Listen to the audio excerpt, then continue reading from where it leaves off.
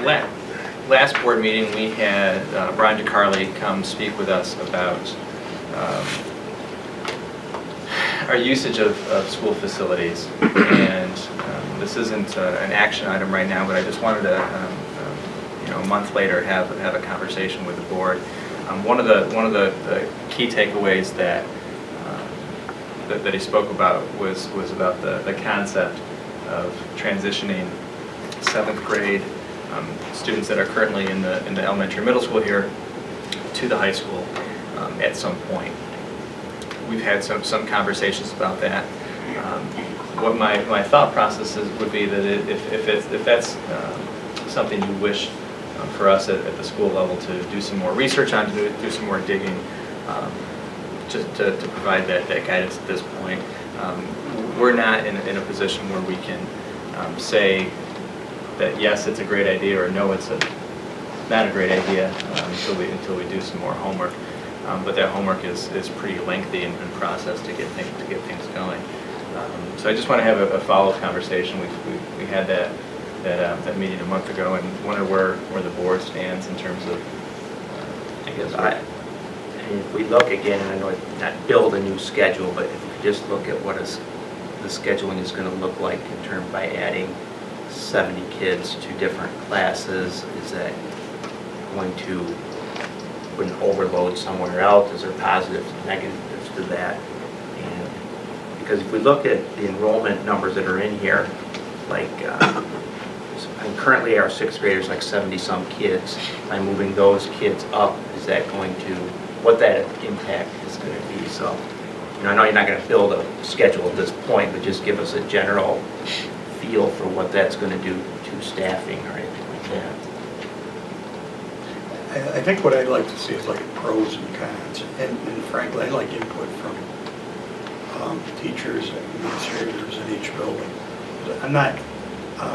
I know the premise that Ryan gave us, but I'd like to know what would be the reason to do it, and what would be the reason that we wouldn't want to do it. Because I'm not sure right now what that is. How it changes the structure, what it means to us, one way or the other. So here's the pros, and to me, the input from the people in the buildings, the teachers, and the administrators, that would mean a lot to me. Because I frankly, to me, I wouldn't know why.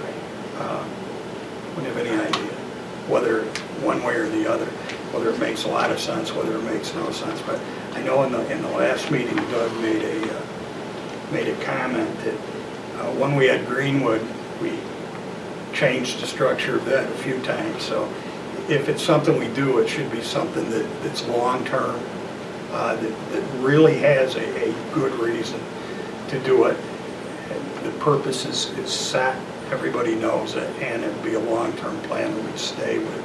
Because, and I think what Doug was getting at is, you wouldn't want to move it, change it, and 2 years later put it back to where it was, or change it again. So I think a lot of thought has to go into it, in my opinion. Other comments? I agree.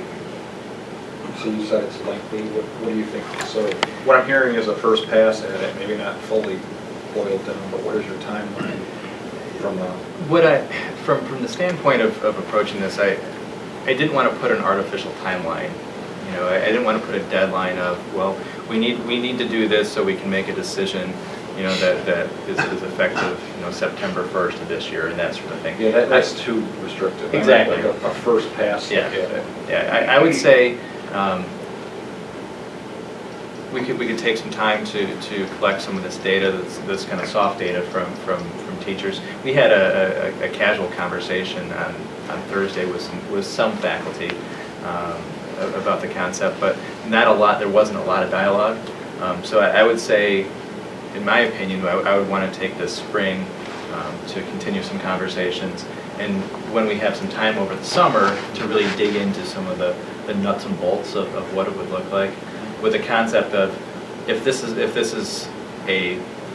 looks like it's a plausible venture to make this type of change, then we would spend the course of next year really planning out so that, if we were to do that, I wouldn't say this September, I would say the following one would be, in my mind, that's a reasonable timeline. That's one that you would be able to uncover, hopefully all the warts that you would be able to, and pretty with certainty if it's something that is good for kids or not.